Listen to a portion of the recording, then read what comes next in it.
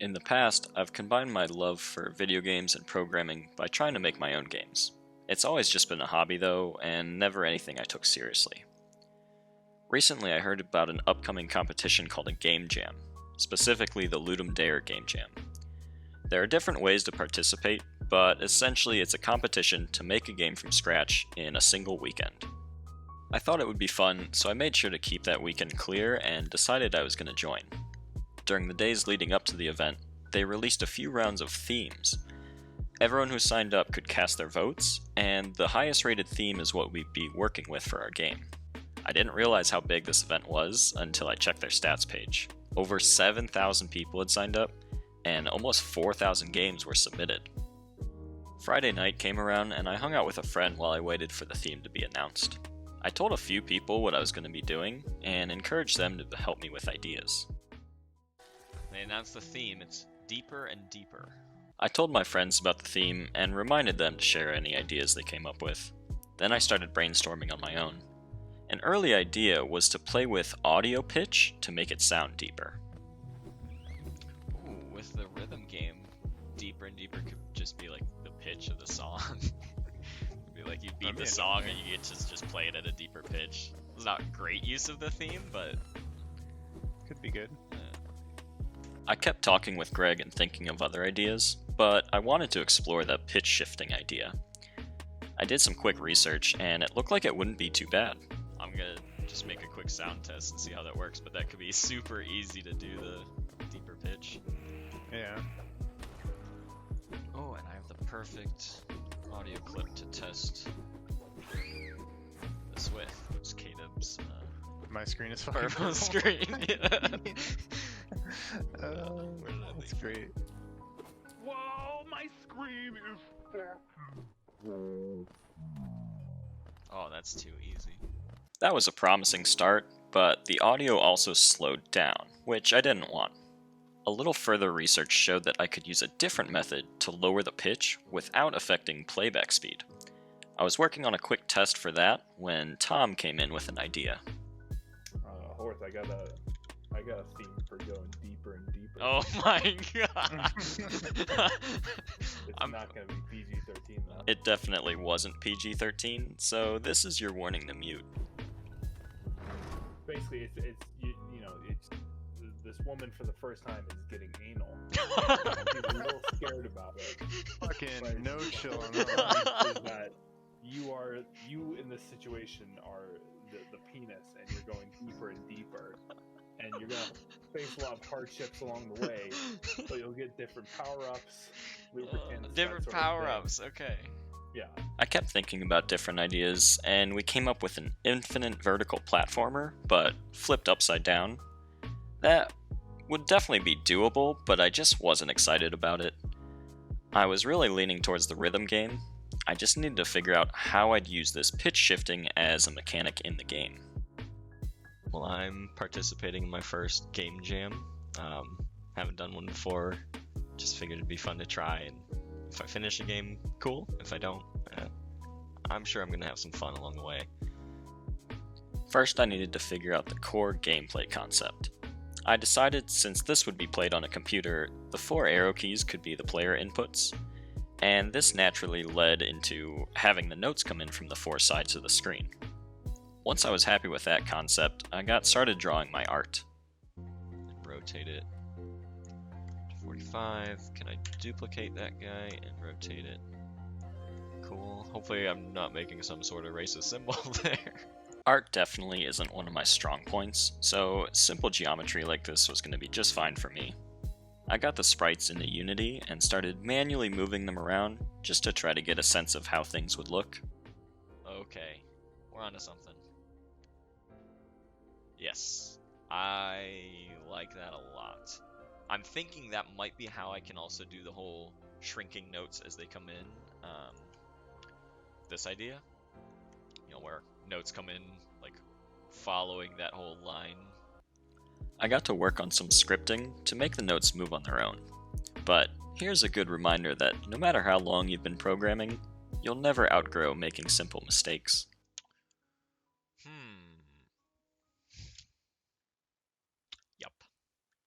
Yup. Who's the idiot? I am. Around noon, I had the bare minimum gameplay working. Notes moved towards the center, and you could press the arrow keys to hit them. And it's a good sign when the game is that rough, and yet I still had a lot of fun playing it. I like the look of it. It's super simple. Uh-oh. Two of them together. Bam! Oh, it feels good. I like this. Alright. The next few hours were spent programming and testing. I wanted to make sure that the speed and spacing all felt good, and that I wasn't introducing possible bugs. I really think the amount of testing I did helped a lot, because the final game that I submitted worked very well.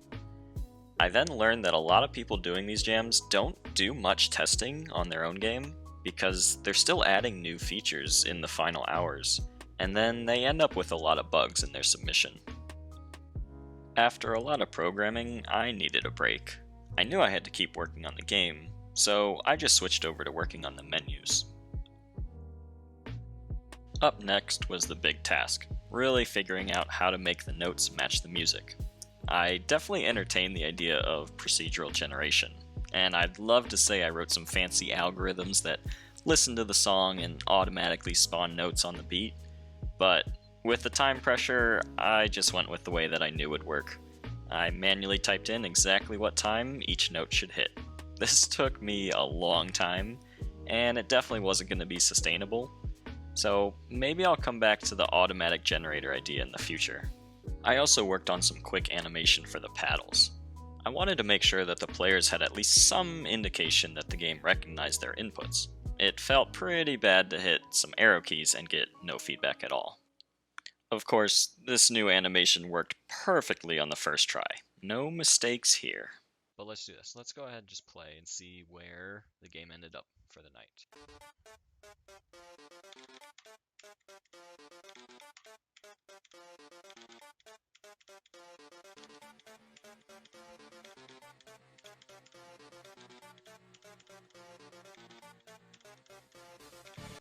I did a bit more testing before wrapping up for the night, and the current difficulty of the game sparked a little bit of advice. That's a good tip I remember seeing from some other devlogs before I got into this is nobody's going to have played the game as much as you have, so you are going to be the best. So if you think it's about normal difficulty, crank it down a bit, make sure it's easy. That being said, I probably should go down a little bit more. I'll have my friends play test it tomorrow, see what they think.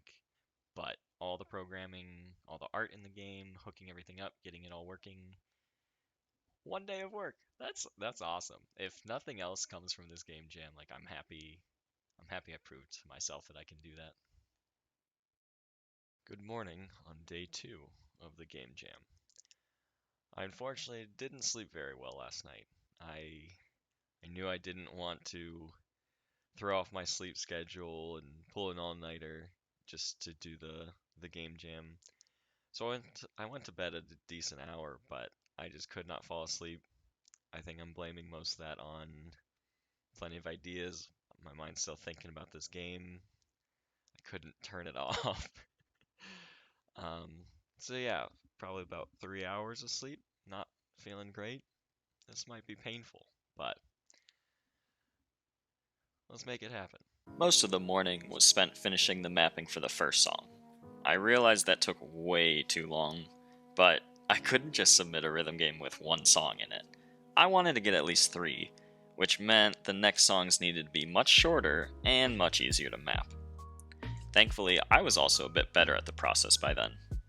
I managed to get one more song map before I stopped for lunch. I knew I needed to give the players a volume slider for the music, so I decided to make an options page. The volume slider was the only piece that I felt was core, but I had a few bonus ideas. I added a toggle for no fail mode, and then I added some color choices since I found that I enjoyed changing the color during my testing. The next piece I worked on was a fun visualizer for the background. The game had started to look a little boring.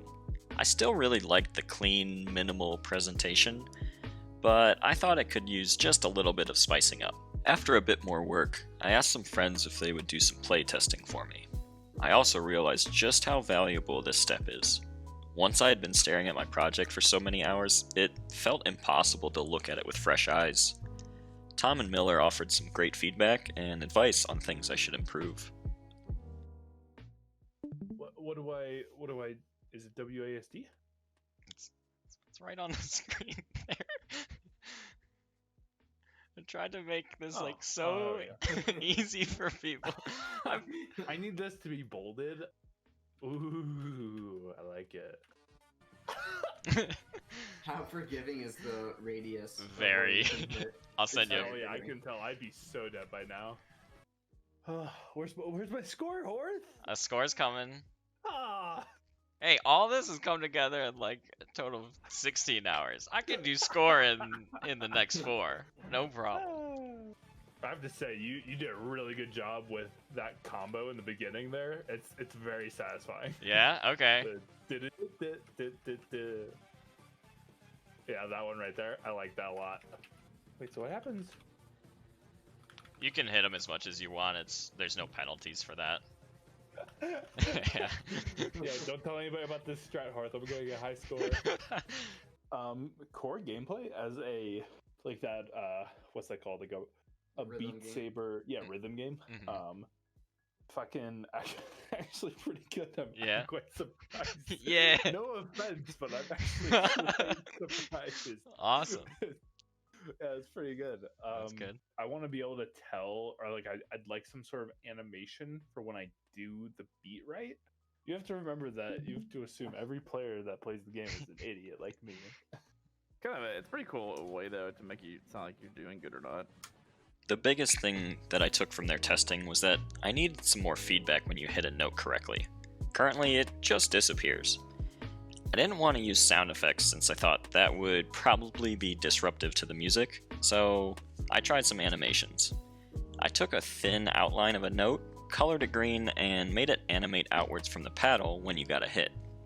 This seemed fine, but looking back at it now, it was still pretty boring. I threw together a quick score counter. It just felt like I couldn't submit the game without it. Nothing fancy yet, no combos or accuracy, just +1 for every note you hit. At this point it was getting close to 9 PM, which would be 48 hours after the jam started. I was actually participating in the jam category, which gives 72 hours. The compo is the category that ends after 48, but it requires you to make everything by yourself. Since I had used third-party music, I couldn't submit to compo. But I knew I had work tomorrow, and I wasn't going to come home feeling fresh to work on the game, so I really wanted to wrap it up tonight. I found one more short song to add, and this one was really repetitive, so once I found the pattern, I could pretty much just copy the timing with different note structures. Well, here we are, Sunday evening. It's 7:30 right now, and I think I'm saying done. Here's the main screen. This is what you're greeted with when you fire it up.